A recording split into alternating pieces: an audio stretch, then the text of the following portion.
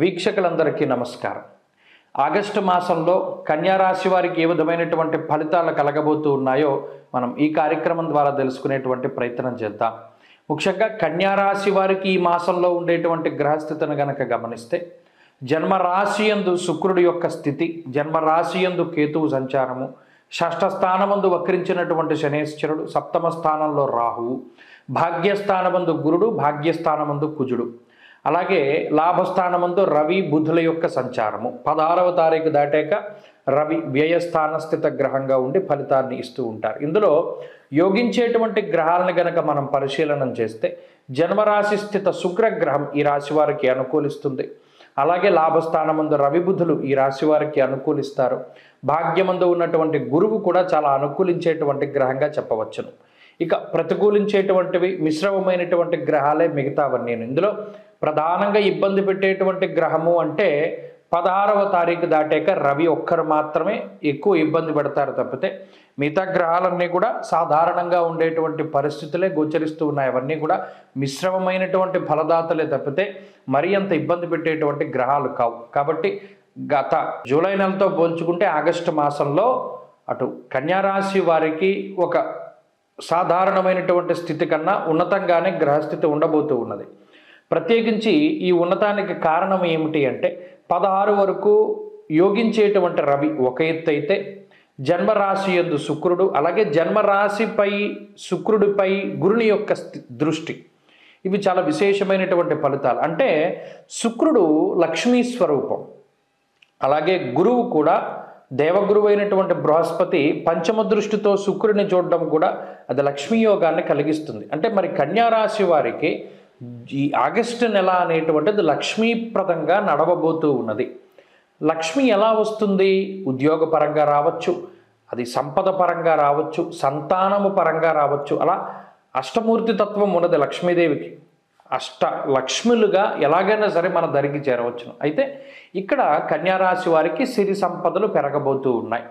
అది ఆరోగ్యం దగ్గర నుండి, ఐశ్వర్యం దగ్గర నుండి, సంతానం దగ్గర నుండి, ధాన్యం నుండి ధనం వరకు అది ఎలాగైనా సరే అది రావచ్చును. కాబట్టి ఉన్నతమైనటువంటి ఆర్థిక పరిస్థితి, ఉన్నతమైనటువంటి ఆరోగ్య పరిస్థితి, అలాగే సమాజంలో ఒక క్రియాశీలకమైనటువంటి పదవిని అధిరోహించడానికి కూడా కన్యారాశి వారికి అవకాశం ఉంటుంది. సంతానపరమైనటువంటి సమస్యలు తగ్గడానికి, ప్రత్యేకించి కుటుంబపరమైనటువంటి సమస్యలు తగ్గడానికి కూడా అవకాశం ఉంటుంది. కాబట్టి ఆర్థికంగా ఉన్నతమైనటువంటి స్థితి ఉన్నది కన్యారాశి వారికి, ఆరోగ్యపరంగా ఉన్నతమైనటువంటి స్థితి ఉన్నది. అలాగే కుటుంబ నేపథ్యం కూడా చూసుకుంటే అటు జీవిత భాగస్వామితోటి సఖ్యత ఉండడము, అలాగే సంతానం అభివృద్ధిలో ఉండడము, అలాగే కుటుంబ సభ్యులందరూ కూడా సంతోషంగా ఉండడం లాంటివి చూడవచ్చును. ప్రత్యేకించి 16వ తారీఖు వరకు అన్నీ కూడా జయప్రదంగానే ఉండబోతూ ఉన్నాయి. మరి 16వ తారీఖు దాటాక రవి వ్యయస్థాన స్థిత గ్రహంగా ఉండడం వల్ల స్వస్థాన నాశనం చేయవా బంధురోగో ధనక్షయం అంటూ ఉన్నది శాస్త్రం. కాబట్టి ఈ 16వ తారీఖు ఆగస్టు దాటాక మాత్రం ప్రయాణాలు అధికంగా చేయడానికి, స్థానచలనం కలగడానికి, బంధురీత్యా అంటే బంధువుల వల్ల ఎక్కువ ధనాన్ని ఖర్చు పెట్టడానికి అవకాశం ఉంటుంది. వీటి వల్ల కొంత జాగ్రత్తలు తీసుకోవాలి. అలాగే కొంత నిరుత్సాహానికి కూడా రవి కారణమవుతారు. అంటే ఏదో ఒక చిన్న మానసికమైనటువంటి సమస్యలు రావడం వల్ల ఉత్సాహ భంగం జరుగుతుంది. అంటే ఉన్నటువంటి ఉత్సాహాన్ని కోల్పోయి కొంత డేలా పడడానికి అవకాశం ఉంటుంది. అదొక్కటి మీరు తప్పించుకోవడానికి ప్రయత్నం చేస్తే ఈ మాసంలో ఉండేటువంటి అన్ని స్థితిగతులు కూడా ఉన్నతంగానే గోచరిస్తూ ఉన్నాయి. ఇక ఉద్యోగస్తులు, వ్యాపారస్తుల యొక్క పరిస్థితి చూసినప్పుడు చాలా సానుకూలమైనటువంటి స్థితిగతులు గోచరిస్తూ ఉన్నాయి. అటు ఉద్యోగంలో ఎదుగుదల కానీ, వ్యాపార లాభం కానీ, ఇలా ఉన్నతమైనటువంటి ఫలితాలను మనం ఆశించవచ్చును. ఉద్యోగంలో స్థానచలనానికి అవకాశం ఉంటుంది ఈ మాసంలో. అలాగే స్థిరమైన ఉద్యోగం లభించడానికి కూడా అవకాశం ఉంటుంది. అంతేకాక చదువరులు ఎవరైతే ఉన్నారో విద్యార్థులకి ఈ గ్రహస్థితి చాలా శుభ పరిణామాన్ని సూచిస్తూ ఉన్నది. దూర విద్య, విదేశీ విద్య, పోటీ పరీక్షలలో మంచి విజయాన్ని సాధించడానికి అవకాశం ఉంటుంది. స్త్రీలకి ప్రత్యేకించి ఈ గ్రహస్థితి మంచి ఫలితాలను ఇస్తూ ఉన్నది. ఆర్థిక స్థిరత్వము, ఉద్యోగము, సంపద, ఆరోగ్యము, ఐశ్వర్యానికి ఈ గ్రహస్థితి కారణమవుతుంది. కాబట్టి అటు స్త్రీలందరికీ కూడా ఇది మంగళప్రదంగానే ఫలితాలను ఇవ్వబోతూ ఉన్నది. మొత్తం మీద కన్యారాశి వారికి ఆగస్టు మాసం మంచి ఫలితాలు వస్తాయి.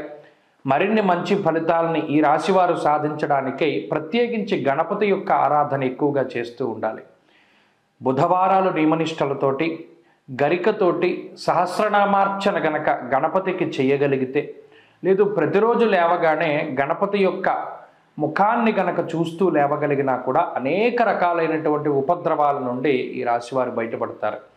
ప్రత్యేకించి ఏదైనా ఒక బుధవారం నాడు గణపతి ఆలయానికి వెళ్ళి 1 కేజీ బెల్లం కానీ 2 చెరకు గడలను కానీ ప్రత్యేకించి మీ మనసులో ఉండేటువంటి కోరికను చెప్పుకొని గనక నివేదన చేస్తే అనుకున్నటువంటి కోరిక తప్పకుండా ఈ రాశి వారికి నెరవేరుతుంది. నమస్కారం. జూలై 16వ తారీఖు నుండి దక్షిణాయనం ప్రారంభమవుతుంది. దక్షిణాయనము అంటే ఏంటండి అంటే సూర్యుడు ఎప్పుడైతే పునర్వసు నక్షత్రము 4వ పాదంలోకి సంచారం చేస్తారో, కర్కాటక రాశిలోకి ఆయన ప్రవేశం చేస్తారో, ఆ రాశి ప్రవేశం లగాయతూ మరలా తిరిగి ఉత్తరాషాఢ 2వ పాదంలోకి మకర రాశిలోకి ప్రవేశించేటువంటి సమయం వరకు కూడా ఉండేటువంటి కాలాన్ని దక్షిణాయన కాలంగా చెప్తారు. దక్షిణాయనము అంటే దక్షిణ అయనము, మనకి రామ అయనము అంటే రాముడి యొక్క ప్రయాణమని, అలాగే ఉత్తరాయణము దక్షిణాయనము అంటే సూర్యుడి యొక్క గమనాన్ని తెలియజేస్తాయి. మీరు గమనిస్తే ఇప్పుడు సూర్యుడి యొక్క ఇప్పుడు ప్రతిరోజు సూర్యుడు ఉదయించేటువంటి దిక్కును కనుక చూస్తే, అంటే మీరు ఇంటి దగ్గర ఉండి చక్కగా మీరు తూర్పు సింహద్వారం అయితే తూర్పు సింహద్వారం, లేదా ఏ సింహద్వారం అయినా తూర్పు వైపు ఉండేటువంటి ద్వారం దగ్గర నిలబడండి. ప్రతిరోజు ఉదయం సూర్యుడు ఏ దిక్కున ఉదయిస్తున్నాడో మీరు పరిశీలన చేయండి. ఈ దక్షిణాయనం ప్రారంభమయ్యే దగ్గర నుండి పూర్తయ్యేంత వరకు గనక మీరు పరిశీలన చేస్తే, తూర్పు ఇలా మీ ఎదురుగుండా ఉన్నట్టయితే సూర్యుడి యొక్క ఉదయించేటువంటి స్థితి మారుతూ ఉంటుంది. అంటే ఈ దక్షిణం వైపు ఆయన ప్రయాణం చేస్తాడు.